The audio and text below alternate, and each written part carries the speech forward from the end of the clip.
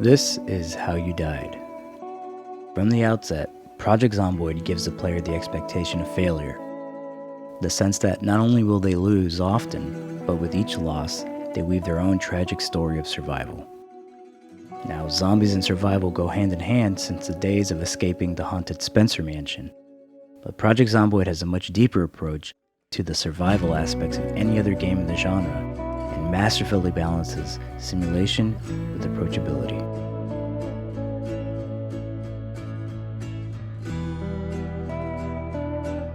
Unlike other survival games like Subnautica, there isn't a tech tree to unlock, but skills to learn through various means. Skills may already be obtained through your occupation before loading in, but almost every aspect of your character can be improved in either training, reading, or practice. All of this, of course, has its cost. You can work out to become stronger, but that will mean sore muscles that can fail you at critical times. You can read large books to give you experience boosts or manuals, but that can be time-consuming. Shooting is improved by, shooting and telling every zombie within earshot of your location. Like The Flame and the Flood, a game I reviewed on this channel, risk management is essential. You do have to manage hunger, rest, thirst, injuries, and other health-related attributes. But you can craft your own weapons, patch up clothing, and generally prepare for the worst, which I guarantee will happen. What makes Project Zomboid unique is that the mechanics are deep enough that players can apply and affect real survival strategies and techniques to use out in the field. For example, weighing yourself down with too many items will drain your stamina and leave you more open to injury, so you have to be thoughtful about what you pack. Now, encumbrance is not a new concept in gaming, but the way it plays out can vary. The right decision is not dependent on how it affects movement as much as the availability of food, tools, and weapons, generally future planning. For example, if I have a can opener and I'm in town, there's a fair chance I won't go hungry and can live off of canned foods for quite a while. Yet, if I'm in the wilderness, that can opener isn't as useful, and I'm eating anything I can forage to keep my energy and strength up. That is dependent, of course, on my foraging skills, and if that's not high enough, it might actually be beneficial to carry that extra weight with me and all those canned foods stuffed in my pockets. What makes Project Zomboid work so well is that simple mistakes can have lasting consequences. A car running out of gas can mean running into the woods to escape the line of sight of zombies. But who's to say how many there are in the woods and how long you will be running away from them?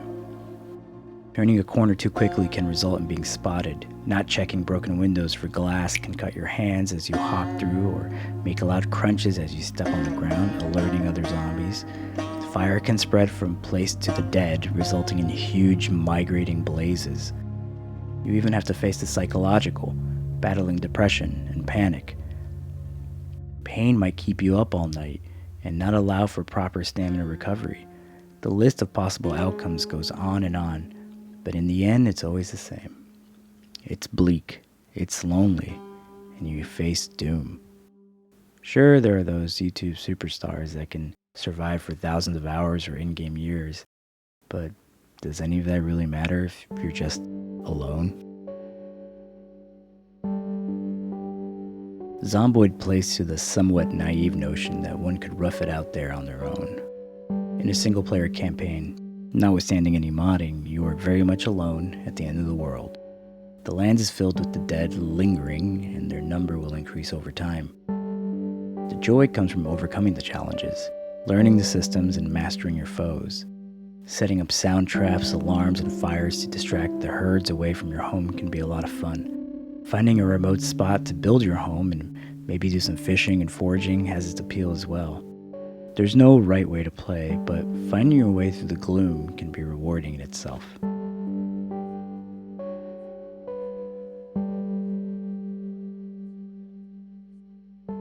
Camaraderie and a sense of purpose and place make all the difference. A simple division of labor alleviates the bleakness, and fighting off the hordes not just to survive, but to defend is one of the most rewarding experiences the game can offer. The possibilities of thriving is exponential with each additional player, but it feels like a different game at that point.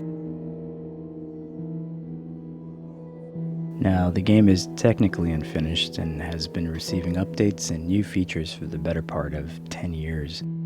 The upcoming update, Build 42, promises a world filled with NPCs to interact with, and a narrative that goes beyond the few television news reports and radio commentary you can catch during the early days of the outbreak. I'm looking forward to see what the dev team will do by layering a narrative on top of all these incredible systems. My hope is that they strike a balance between the inevitable doom and the hope that your work can have some kind of difference on the people left behind. Isn't that what we all want anyways? Thanks for watching. We'll catch you on the next one.